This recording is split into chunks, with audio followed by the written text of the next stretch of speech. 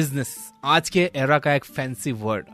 20 की उम्र में किसी मैनेजमेंट कॉलेज से ग्रेजुएशन करते हुए बहुत से यंगस्टर्स की आंखों में एक सक्सेसफुल एंटरप्रेन्योर बनने का सपना होता है। सबकी चाहत होती है अपना एक बिजनेस खोलने की और रातों रात सक्सेस की बुलंदियों को छूने की।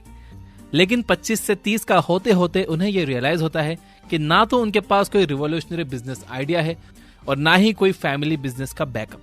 ऐसा सोचकर आधे से ज्यादा लोग 9 से 5 की जॉब एक्सेप्ट कर लेते हैं। जिन लोगों के पास कुछ इन्वेस्टमेंट होता भी है वो सही जगह, सही टाइम, सही मार्केट का होने का इंतजार करते रह जाते हैं और रिस्क के डर से बिजनेस स्टार्ट ही नहीं कर पाते। बहुत कम लोग हैं जो एक्चुअल में अपने बिजनेस मॉडल को जमीनी हकीकत बनाने में कामयाब हो पाते हैं और उनमें से भी केवल 2% लोगों का बिजनेस ही कामयाब हो पाता है। ऐसा क्यों? मोटिवेशनल बिजनेस कोट्स और स्पीचेस सुनकर एंथुसियाज्म से भर जाना तो बहुत आसान है, लेकिन मोटिवेशन को बरकरार रखना और जो चाहा है वो हासिल करके दिखाना बहुत मुश्किल है। आखिर एक बिजनेस को सक्सेसफुल बनाने के लिए क्या चाहिए? एक सुपर कूल आइडिया जो पहले किसी ने ना सोचा हो? करोड़ों का इन्वेस्टमेंट? नहीं। किसी भी बिजनेस को बड़ा बनाने के लिए सिर्फ एक चीज चाहिए, वो है नियत। अगर आपकी नियत है कि आपको यह करना ही है तो आप जरूर कर लोगे। इस दुनिया का बड़े से बड़ा हर्डल भी एक इंसान की जिद के आगे कुछ नहीं है। आचार्य चाणक्य ने बिना किसी हथियार के पूरे नंद वंश का खात्मा करके एक दासी के बेटे को अखंड भारत का राजा बना दिया था। ये होती है जिद की ताकत। अगर आप में भी वो जिद है और आप अपनी जिद को सही डायरेक्शन देना चाहते हो तो वीडियो को लास्ट तक जरूर देखिएगा। आज के वीडियो में हम इन्वेस्टिंग गुरु वॉरेन बफेट की आज तक की सबसे मोटिवेशनल स्पीच के कुछ पार्ट से जानेंगे कि कैसे इस दुनिया में कोई भी इंसान किसी भी उम्र में किसी भी अमाउंट से स्टार्ट करके एक सक्सेसफुल बिजनेस खड़ा कर सकता है। दुनिया के टॉप 10 अमीरों की लिस्ट में शामिल वॉरेन बफेट एक सक्सेसफुल इन्वेस्टर और बर्कशायर हैथवे के सीईओ भी हैं। उनकी कंपनी पैसे के लिए अपना कोई प्रोडक्ट नहीं बनाती बल्कि कई छोटे बड़े प्रॉमिसिंग बिजनेसेस में इन्वेस्ट करती है। सीईओ बनने के बाद कुछ ही सालों में वॉरेन बफेट ने बर्कशायर हैथवे को एक घाटे में चल रही कंपनी से प्रॉफिटेबल बिजनेस में बदल दिया।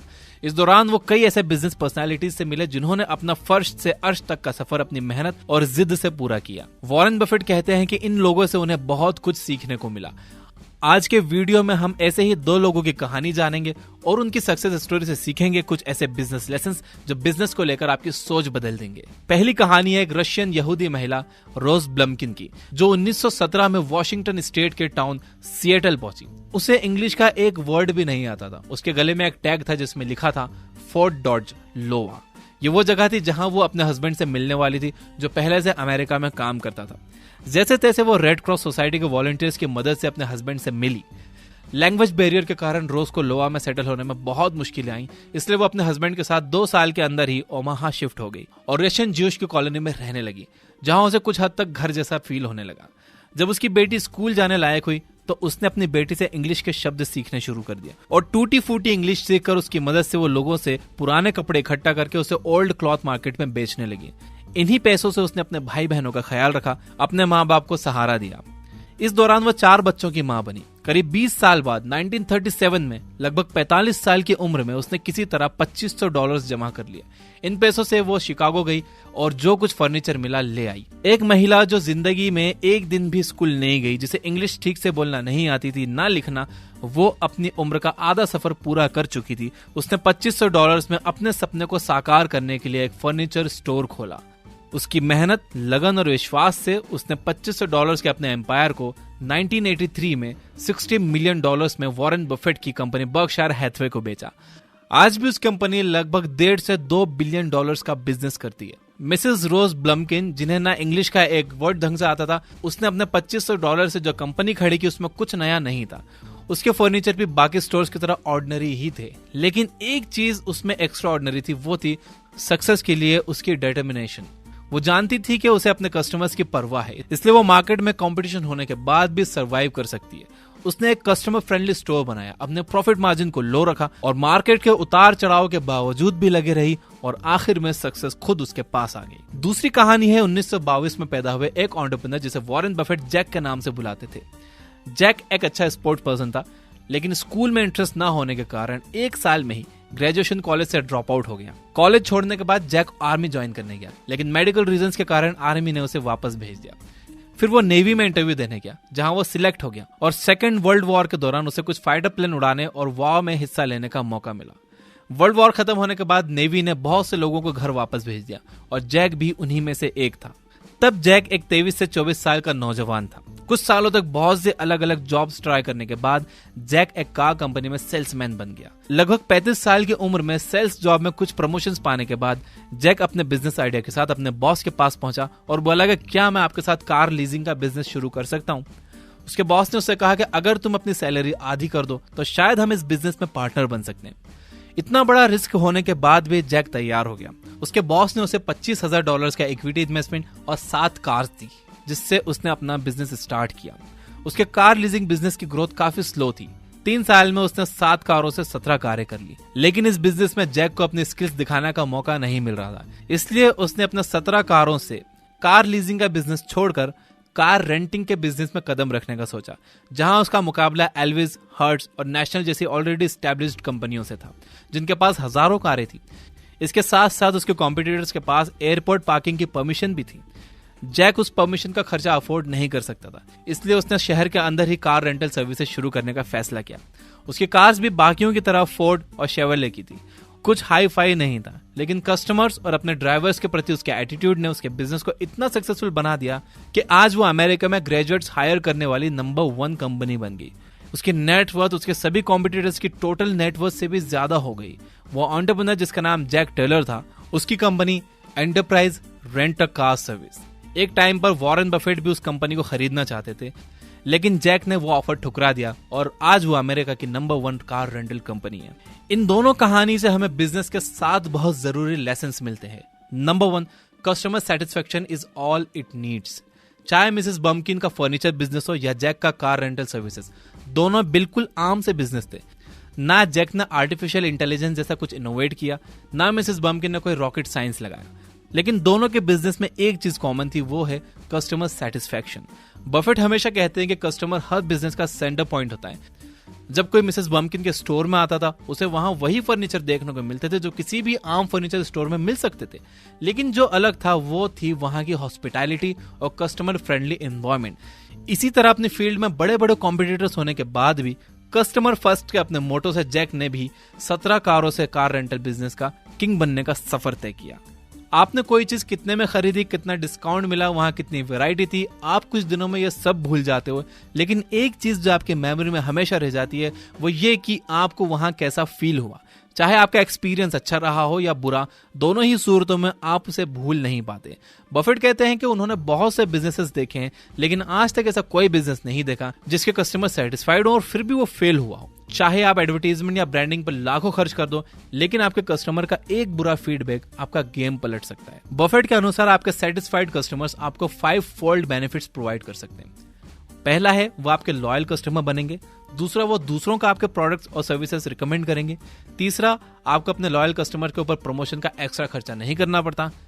चौथा, लॉयल कस्टमर्स आपको आपके कॉम्पिटिटर से आगे निकलने का मौका देते हैं। और पांचवा, आपका कस्टमर चर्न रेट, यानी कि कस्टमर का आपके बिजनेस को छोड़ने का रेट कम हो जाता है, जो किसी भी बिजनेस की ग्रोथ का सबसे बड़ा मेजर होता है। Lesson number 2, you do not always get it right for the first time.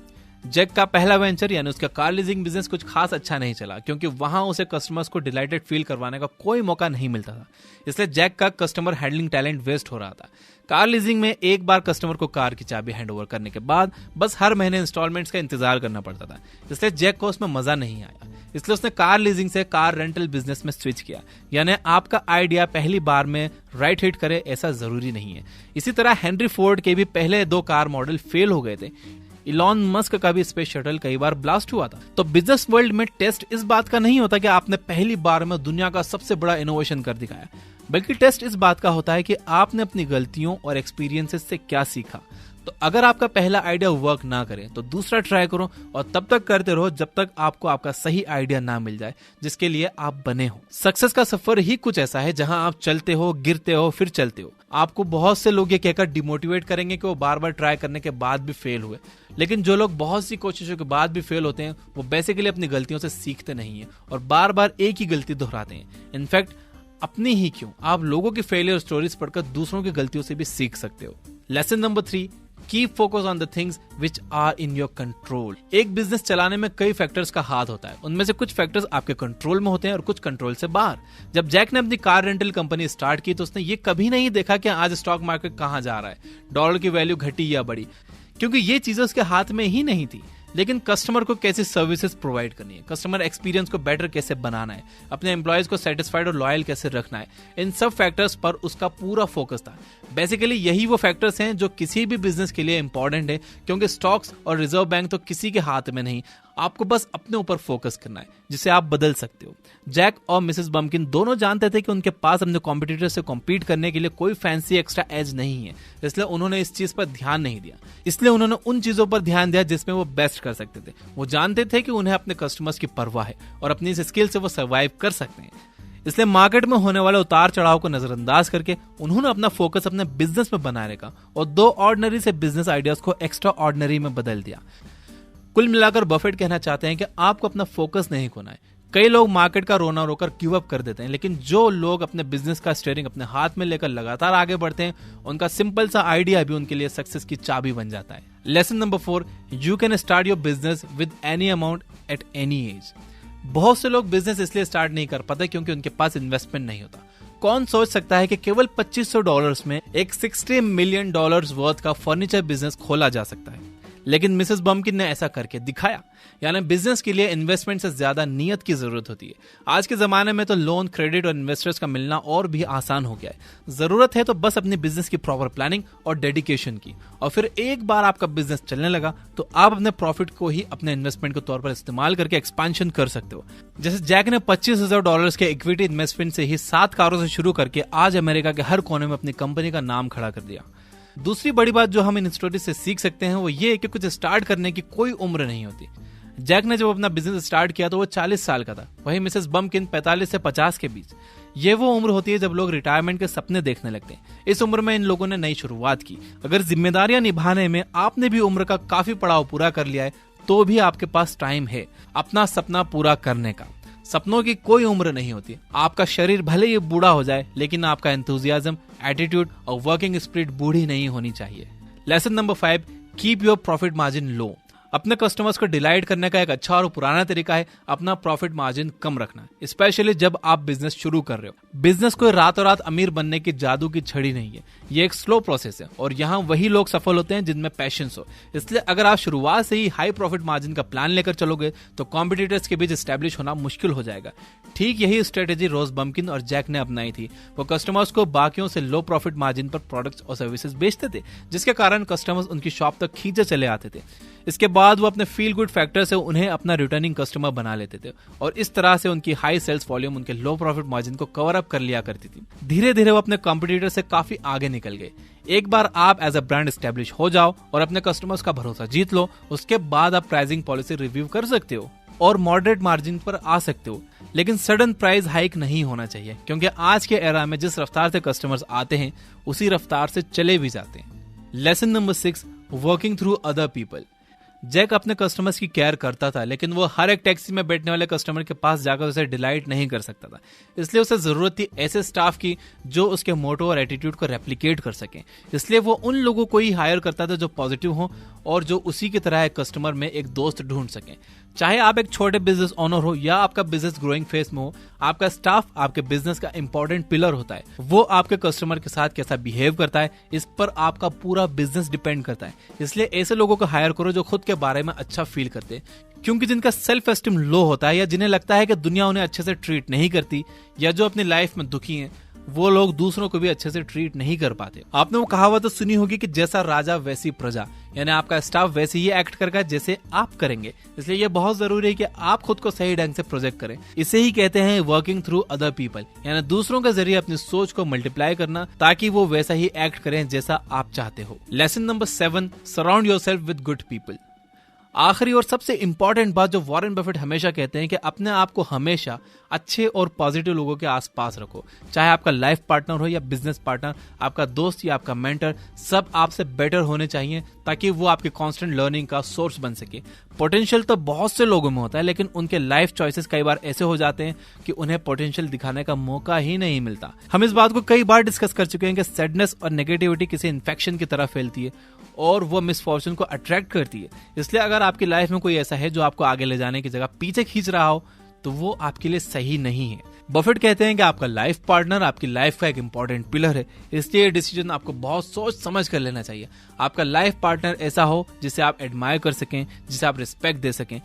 Mrs बम्किन के हस्बैंड ने लोआ में अपनी अच्छी खासी नौकरी छोड़ दी और ओमाहा में शिफ्ट हो गए ताकि रोज बम्किन को होमली फील हो। इस फैसले ने मिसेस बम्किन के कॉन्फिडेंस को इस हद तक बूस्ट अप किया कि उन्होंने अपना फर्नीचर एम्पायर बना लिया। एक सही लाइफ पार्टनर आपके सक्सेसफुल होने के चांसेस को डबल कर सकता है, वहीं एक गलत पार्टनर चॉइस से आपका सारा पोटेंशियल वेस्ट हो सकता है। तो so choose your life partner very wisely. Cary Siegel ने अपने book why didn't they teach me in this school में 99 ऐसी बातें बताई हैं जो स्कूल्स में सिखाई जानी चाहिए लेकिन सिखाई नहीं जाती।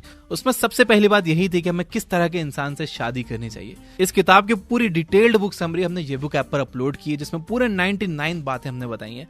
ये समरी सुनना मत भूलना। ये बुक ऐप पर ये प्रीमियम बुक समरी आप प्रीमियम ज्वाइन कर सकते हो जस्ट 399 में। अगर हम वॉरेन बफेट की इन बातों को सम अप करें तो खुद को बेहतर बनाने की लगन, कस्टमर को बेस्ट एक्सपीरियंस देने की चाह, अच्छे स्टाफ और लाइफ में पॉजिटिव लोगों के साथ रहकर आप वो पा सकते हो जो किसी ने इमेजिन भी नहीं किया होगा।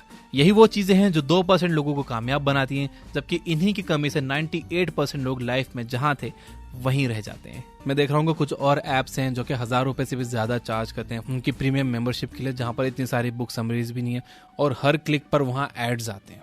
एंड अगर आप ध्यान से देखोगे, इन्हें कंपेयर करोगे ये बुक ऐप से, तो आप जानोगे कि वो लोग ये बुक ऐप का फीचर, ये बुक ऐप का यूआई कॉपी करते रहते हैं। पहले उन्हें कोई चीज़ इम्पॉसिबल लगती है, लेकिन जब ये बुक ऐप की टीम वो पॉसिबल कर देती है तो बिल्कुल वैसा के वैसी कॉपी करने की कोशिश करते हैं, लेकिन नकल में अकल नहीं लगाते हैं। और कुछ और प्लेटफॉर्म है जो एक बुक समरी के लिए 400, 500, यहाँ तक कि 1000 रुपए तक चार्ज करते हैं जस्ट एक बुक समरी के लिए। मैं पर्सनली फील करता हूँ कि ये सही नहीं है। मैं अपनी बात करूंगा, ये बुक ऐप हमने प्रॉफिट कमाने के लिए नहीं बनाई। मैं हमेशा से यही मानता हूं कि जो हिंदी रीडर्स हैं, जो इतनी महंगी महंगी बुक्स अफोर्ड नहीं कर सकते, उनका भी अधिकार है कि वो इन बुक्स से नॉलेज ले पाएं, अपनी लाइफ में अप्लाई करें और अपनी लाइफ को और अपनी सोसाइटी को और अपने देश को एक बेहतर जगह बनाएं। कई लोग मिजरेबल लाइफ जी रहे हैं, उन्हें कोई ये बताने वाला नहीं है कि क्या करना है, दुनिया कैसे चलती है, पैसे से पैसे कैसे कमाया जाता है, जॉब इंटरव्यूज में कैसे बात की जाती है, कैसे प्रॉफिटेबल बिजनेस बनाया जाता है। कोई नहीं है बताने वाला, और ना उनके पास इतने पैसे हैं कि वो कोई कोच या मेंटर या महंगी बुक्स अफोर्ड कर सकें। इसलिए इस ऐप के ईयरली प्रीमियम की प्राइस इतनी कम रखी गई है कि सभी लोग इसे अफोर्ड कर सके। क्योंकि मैं जानता हूं कि आप में से ज्यादातर स्टूडेंट्स हैं और आप 500 या 1000 रुपए की एक बुक समरी या फिर 1000 रुपए का ईयरली प्रीमियम प्लान अफोर्ड नहीं कर सकते। अब आपके मन में यह सवाल आ रहा होगा कि तो फिर इस ऐप को पूरी तरह से फ्री कर दो, प्रीमियम की जरूरत ही क्या है। देखिए, इस पर 400 बुक समरीज फ्री हैं ऑलरेडी, और जहां तक मैं जानता हूं पूरी दुनिया में ऐसी कोई ऐप नहीं है जो इतनी सारी फ्री बुक समरीज दे रही हो। एंड दूसरा ये कि पूरी दुनिया में ऐसी भी कोई ऐप नहीं है जो इतनी सारी फ्री बुक समरीज दे रही हो बिना किसी एड से। यह book app is an ad free app. और तीसरी बात यह है कि जो हमारे राइटर्स हैं, इंजीनियर्स हैं, ये सब स्टूडेंट्स हैं और ये फुल टाइम काम कर रहे हैं। और यूजर एक्सपीरियंस स्मूथ रखने के लिए हमने मल्टीपल सर्वर यूज किए हैं, जैसे इमेज का सर्वर अलग है, ऑडियोज का सर्वर अलग है, डेटा का सर्वर अलग है, और इन सर्वर का मंथली एक्सपेंस कुछ 1 लाख से भी ज्यादा का होता है। और इस ऐप का प्रीमियम प्लान्स के अलावा कोई सोर्स ऑफ रेवेन्यू नहीं है। 3 साल से प्रीमियम यूजर्स की मदद से हम इसे ब्रेक इवन पॉइंट पे चला रहे हैं, यानी कोई प्रॉफिट नहीं, कोई लॉस नहीं, और ये सक्सेसफुली चल रही है। तो सभी प्रीमियम यूजर्स को दिल से थैंक यू। तो अगर आप 399 का प्रीमियम प्लान ले सकते हो तो जरूर ले लो। इससे आप 400 और बुक्स अनलॉक कर लोगे, और हम डेली एक new book summary premium users के लिए डाल रहे हैं, और प्रीमियम यूजर्स के लिए और भी काफी कुछ आने वाला है। वीडियो पसंद आया तो इसे लाइक जरूर करना, सब्सक्राइब नहीं किया हो तो सब्सक्राइब कर लेना, घंटी नहीं दबाई तो दबा देना। Finally, you guys are amazing, keep reading, keep learning, keep growing. Thank you for watching.